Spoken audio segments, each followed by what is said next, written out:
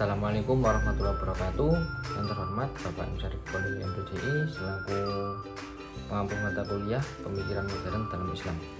Saya Muhammad Salam Syafi'i dari semester 6 ingin menjawab soal UTS. Nomor 1, yang A, jelaskan apa saja faktor-faktor kemunduran umat Islam menurut Muhammad Abduh. Ada beberapa faktor utama menurut pandangannya. Yang pertama, taklid buta, yaitu Abduh mengkritik praktik taklid, yaitu mengikuti pendapat ulama atau tradisi tanpa memahami alasan atau dalil baliknya. Ia percaya bahwa taklid buta menghambat pemikiran kritis dan inovasi dalam Islam. Yang kedua, kurangnya pendidikan. Menurut Abduh, umat Islam terbelakang dalam bidang pendidikan, terutama dalam ilmu pengetahuan modern. Ia menekankan pentingnya pendidikan yang mencakup ilmu agama dan ilmu duniawi untuk membangun masyarakat yang maju dan beradab. Yang ketiga, pemahaman agama yang kaku. Abduh menilai bahwa banyak ulama dan umat Islam memahami ajaran agama secara sempit dan kaku, tanpa mempertimbangkan konteks zaman. Hal ini menghalangi perkembangan dan adaptasi ajaran Islam dalam menghadapi tantangan modern. Yang keempat, korupsi dan pemerintahan yang buruk. Ia juga menyoroti masalah korupsi dan buruknya pemerintahan di banyak negara Muslim.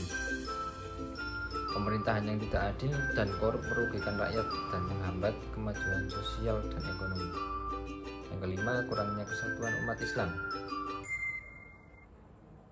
Abduh prihatin dengan perpecahan di kalangan umat Islam, baik dalam hal sekte, mazhab, maupun pandangan politik.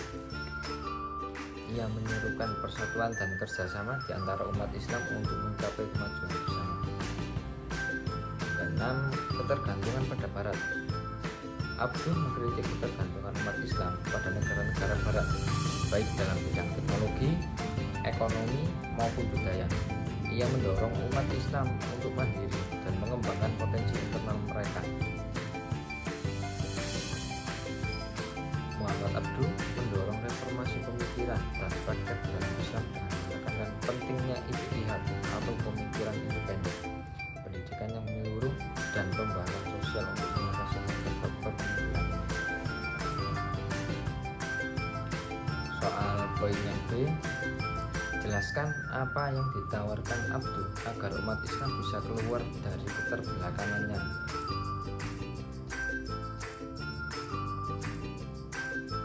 Yang pertama yaitu pembaharuan pemikiran Islam atau tajdid. Abduh mendorong umat Islam untuk kembali kepada sumber-sumber utama Islam, yaitu Al-Quran dan Hadis.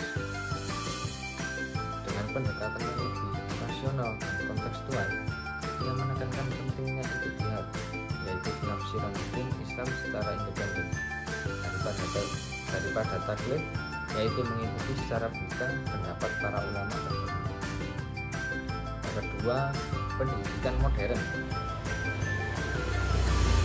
Abduh menekankan pentingnya pendidikan modern yang mencakup ilmu pengetahuan dan teknologi selain pendidikan agama. Ia percaya bahwa umat Islam harus mengadopsi ilmu pengetahuan Barat yang bermanfaat untuk kemajuan mereka tanpa harus mengorbankan nilai-nilai agama mereka. Ketiga, reformasi sosial. Abduh menganjurkan reformasi dalam bidang sosial, seperti peningkatan hak wanita, penghapusan tahayul, dan praktek-praktek budaya yang bertentangan dengan Islam, serta mendorong semangat kerja keras dan kemandirian ekonomi. Keempat, keterbukaan terhadap ide Barat. Sambil tetap kritis, Abduh berpendapat bahwa umat Islam harus terbuka terhadap ide dan teknologi Barat yang bisa membawa kemajuan, namun harus disaring dan disesuaikan dengan nilai-nilai Islam.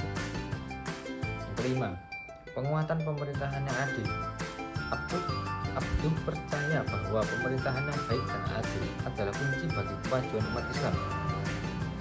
Ia mendukung pembentukan institusi-institusi yang berdasarkan hukum dan keadilan, serta mendorong partisipasi umat Islam dalam kehidupan politik untuk memastikan kebijakan yang berpihak pada kesejahteraan masyarakat.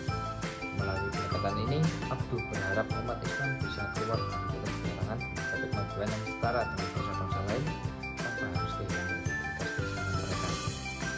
Oke, itu saja yang bisa saya jawab. Apabila ada kurang,